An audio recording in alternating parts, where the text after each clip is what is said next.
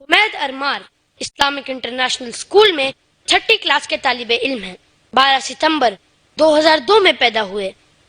اس وقت ان کی عمر 11 سال 7 مہینے ہے۔ حمید ارمار اپنے کام میں دھن کے پکے، بڑے منظم اور چیزوں کے بارے میں جانکاری کے بڑے شوقین ہیں۔ ایک اچھی ذہانت کے مالک اور سماج میں لوگوں کے ساتھ ہمدردی اور تعاون کا جذبہ رکھتے ہیں۔ حمید ارمار نے تجوید و حفظ قرآن، حدیث نبوی، عربی اور انگریزی زبان و بیان اور دعا نیز کھیل کے میدان میں سرٹیفکیٹ حاصل کیا ہے۔ انہیں تلاوت قرآن، تیراکی اور فٹ بال بہت پسند ہے۔ حمید ارمار ڈاکٹر ذاکر نائک اور بلال فلپ سے بہت متاثر ہیں۔ مستقبل میں داعی اسلام بننے کی تمنا رکھتے ہیں تاکہ اسلام کا پیغام لوگوں تک پہنچا کر اللہ کی رضا حاصل کرے۔ حاضرین کو حمید ارمار کا وہی پیغام ہے جو اللہ تعالیٰ نے سورہ آل عمران کی آیت نمبر 103 میں دیا ہے کہ اللہ کی رسی کو مضبوطی سے پکڑ لو اور فرقوں میں نہ بٹو۔ حمید ارمار موضوع ہے قرآن اور جدید سائنس۔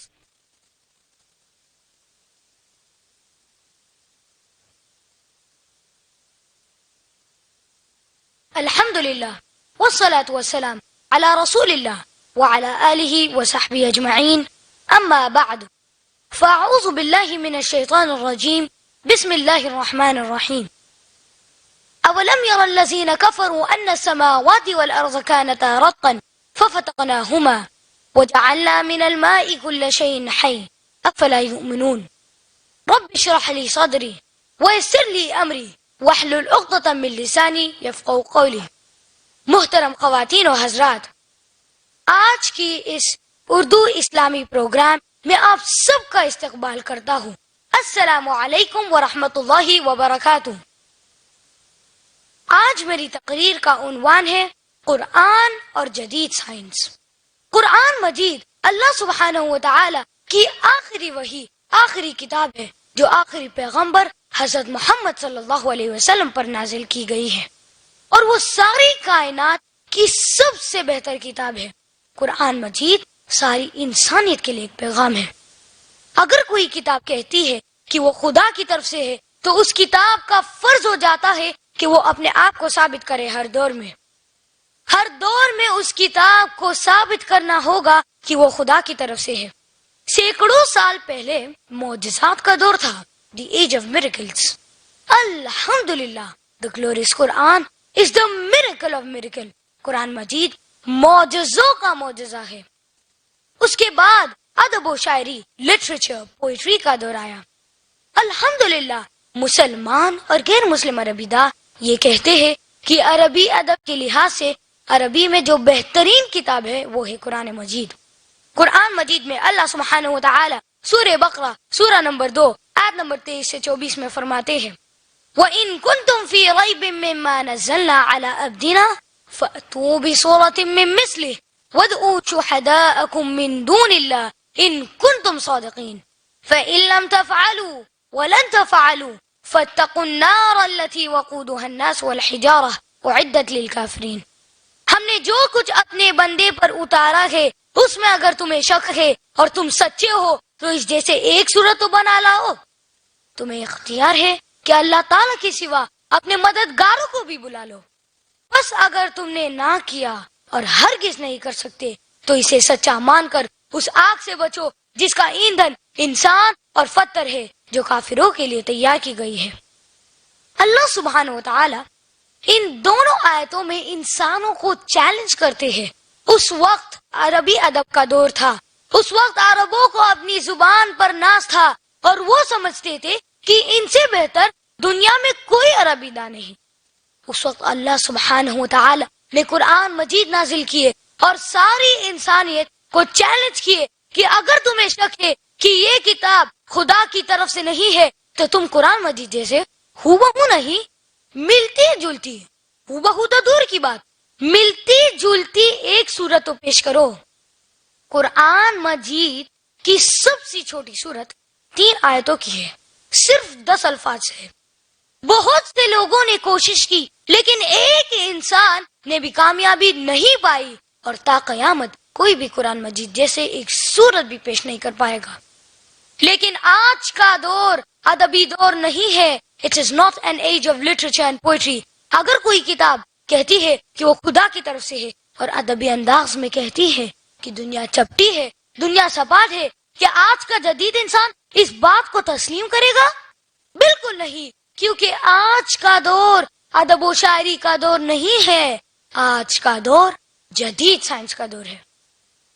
اس تقریر میں ہم یہ بتانے کی کوشش کریں گے کہ قرآن مجید اور جدید سائنس میں یکسانیت ہے یا ٹکراؤ. میں آپ کو یہ بتاتا چلوں کہ قرآن مجید سائنس کی کتاب نہیں ہے بلکہ سائنس کی کتاب ہے. SIGNS یعنی یہ نشانیوں کی کتاب ہے، آیتوں کی کتاب ہے. اور قرآن مجید میں 6000 سے زیادہ آیتیں ہیں. ان میں سے 1000 سے زیادہ آیتیں الحمدللہ سائنس کے بارے میں ذکر کرتی ہیں. میں اس موضوع میں صرف ان سائنسی حقائق، سائنٹیفک فیکٹس کے بارے میں ذکر کروں گا جنہیں سائنسدانوں نے ثابت کیا ہے. سائنسی نظریے یا مفروضات، سائنٹیفک ہائپوتھیسس اور سائنسی اصول کے بارے میں ذکر نہیں کروں گا کیونکہ ہم جانتے ہیں کہ کئی مرتبہ سائنس کے نظریے اپنے آپ کو رد کر دیتے ہیں. اسی لیے میں اپنی تقریر میں صرف ان سائنسی حقائق کے بارے میں ذکر کروں گا. سب سے پہلے ہم فلکیات، ایسٹرونومی کے بارے میں تذکرہ کریں گے. 35 سے 40 سال پہلے کچھ سائنسدانوں نے تخلیق کائنات، کریشن آف دا یونیورس کے موضوع پر اپنی تحقیقات پیش کی اور کہا کہ ہماری کائنات سب سے پہلے ایک بڑا سا گولا، پرائمری نیبولا تھی. اس کے بعد ایک بڑا دھماکہ بگ بینگ کے ذریعے علیحدہ ہوئی اور وجود میں آئی کہکشائیں، گیلیکسیز، ستارے، سیارے، چاند، سورج اور یہ زمین جس پر ہم رہتے ہیں. اسے سائنسدانوں نے کہا بگ بینگ، بڑا دھماکہ. یعنی ان سائنسدانوں نے تقریباً 40 سال پہلے پتہ لگایا کہ کس طریقے سے کائنات وجود میں آئی. قرآن مجید میں اس کا ذکر 1400 سال پہلے موجود ہے. قرآن مجید میں اللہ سبحانہ وتعالی سورہ انبیاء سورہ نمبر 21 آیت نمبر 30 میں فرماتے ہیں اولم یر الذین کفروا ان السماوات والارض كانتا رتقا ففتقناهما وجعلنا من الماء كل شيء حي افلا يؤمنون. کیا کافر لوگ یہ نہیں دیکھتے کہ آسمان اور زمین باہم ملے جلے تھے پھر ہم نے انہیں جدا کیا. یہ تخلیق کائنات، creation of the universe, big bang, بڑا دھماکہ جس کا سائنسدانوں کو 40 سال پہلے پتا چلا، قرآن مجید میں اس کا ذکر 1400 سال پہلے موجود ہے. اب ہمیں کوئی بتائے کہ آج کی یہ جدید تحقیقات آج سے 1400 سال پہلے نازل ہوئی اس آسمانی کتاب میں موجود ہے جو کتاب عربستان کے صحرا میں اتری. لوگ پہلے سمجھتے تھے کہ یہ زمین سپاٹ چپٹی ہے.